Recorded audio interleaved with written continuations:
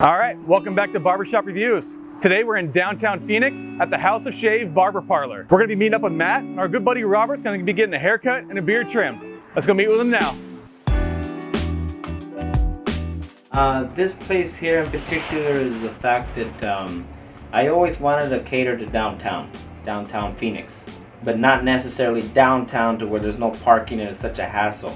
So many businesses downtown Phoenix suffer for lack of parking, lack of access, and the hours of operation. The good thing about my place is that I'm just a little bit to the side to where people can come after work, before work, you know what I mean? Yeah. Where I'm situated here in this part of the state, almost down central, is what I like most about the place, is because I have access to people who come from different parts of our state, like Glendale, Scottsdale, Tempe, and Chandler, and so forth, just to kind of bring it down central. And the amazing thing about it is that when I first opened the business, it was the most hardest place to find, you know, because of the entrance, you know, the parking lot. It's kind of like a suicide entrance there. I've been working here for about 6 years, and only about 4 times has another car entered in at the same time that I'm trying to exit. So that's pretty good for 6 years. But about this place is that I'm centralized in Phoenix is what I like about most. You know, I almost opened in Tempe. I had a small business in Texas for a short while, but being downtown is probably my favorite thing about the place here. When I first opened the place, I had a vision, an idea of what I wanted it to be, and the type of clientele that I wanted to cater to. I used to wear a necktie and kind of dress what they would consider professional, with slacks and shoes and tuck in and all that, and that was fun for a while, and that attracts a certain type of clientele. And then over time I just started to become a little bit more relaxed with work as far as being, you know, professional appearance wise. I started bringing my focus into what made the customer comfortable, happy, or satisfied, or what is it that they look for in a business, and other things on how to be unique, how to be different, how to stand out, you know. I picked up a lot of inspiration watching videos on YouTube. I remember just years ago just watching videos of random places around the world. India, China, Russia, you know, our country as well, Mexico. And I wasn't focusing on the haircuts. People looking at the haircuts, and that's okay. I was looking at the place. I'm like, what does that guy have in there? Why does that? And like, you know, I always like the little things that people traditionally, typically have in a barbershop, and also what's not traditional, what's not typical, what's strange, you know? And for example, like that little fish right there, you know, that fish that kind of talks and flaps and sings, that's very classic in a barbershop, so it's there. Some people will catch it, some people won't. And when a person comes in here, I like to see what they look at and what they notice. And they tell me, I love that painting over there. And where did you get that? I'm like, I stole that Starbucks sign. Or, you know, what do I have on the radio and why? You know what I mean? And when I first started, I was so broke. I could not afford DirecTV. What is it for DirecTV? Like $100 a month or something? It's horrible. I could not afford that. So I used to go to the library downtown here. I would rent movies just to have something on the screen, you know? And I said, I'm just going to do this in the meantime until I start making money. Then I'll get the DirecTV, I'll get the sports and everything, and be like the rest of the barbershops. But I come to notice a lot of the clientele, they started to look forward to, hey Matt, what do you got on the screen this time? What's the movie this week? I'm like, you know, Batman, or, you know, superhero stuff and a lot of action, you know. So that became part of my concept here. So now I like to have the latest film available, you know, released on DVD. And I also like to have an old classic, an old movie like Casablanca, or Shawshank Redemption, and Forrest Gump, you know, like old stuff that people can relate to. And I love it when a young kid comes in here, never seen any of those classic films, but they fall in love with it. They can Google anything, they can YouTube and Netflix anything nowadays, and from here people go and they start doing research on things.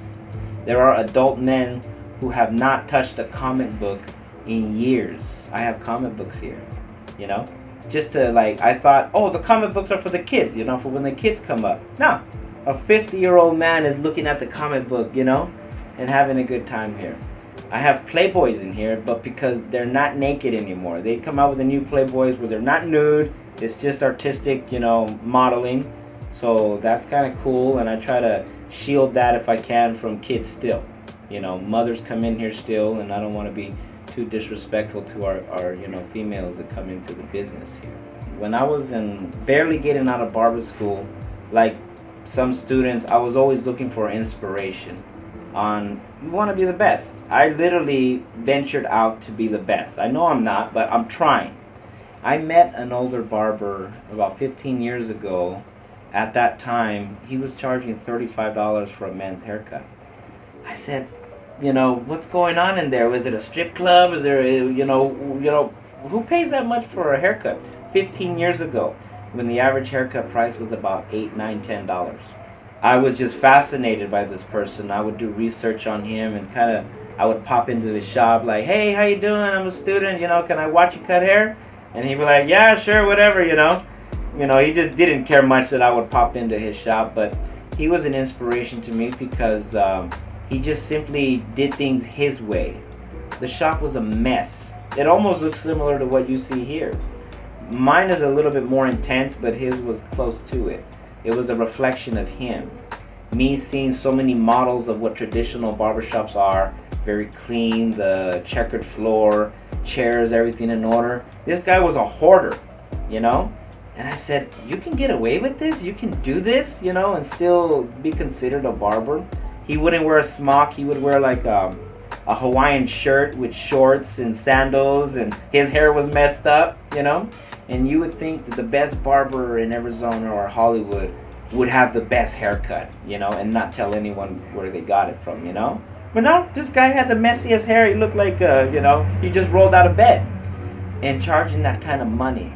And I said, how is that possible? I'm in barber school, and they're teaching me all these manners, how to do this, how to stand upright, how to turn the chair, how to greet people, and how to be a robot, a drone, So I think that's why people are sometimes dissatisfied with barbers, not because there's anything wrong with the person, but they're also evolving too, just like I did. When I first started cutting hair, I was frightened. I was 17 years old. I just had my license, and the first customer comes in, and my heart froze. I froze. I was scared. You know what I mean? But over time, I got to know people, and it was because of my interest in looking at other barbers. And of course, you want to be original. You want to be yourself, but you also want to find yourself in other barbers too. And I really resonated with this one gentleman because he just seemed very relaxed, very content, and not in a hurry, not rushing, not stressed, not pressured. I said, how? Because I'm in barber school, I'm working at this shop where there's so much pressure, there's so much competition, so much disrespect, and so much, stepping on toes just to get ahead in this industry. But when I saw this one man, I said, I want to be like that. I want to be happy. I want to love my job. And I want to love every single person that walks in through that door. And I do. And this gentleman, I forgot his name. I never got his name. But I think he retired. He retired. But it was just at random, me popping into his business and just looking around and just looking how people really appreciated his work. And they paid for it.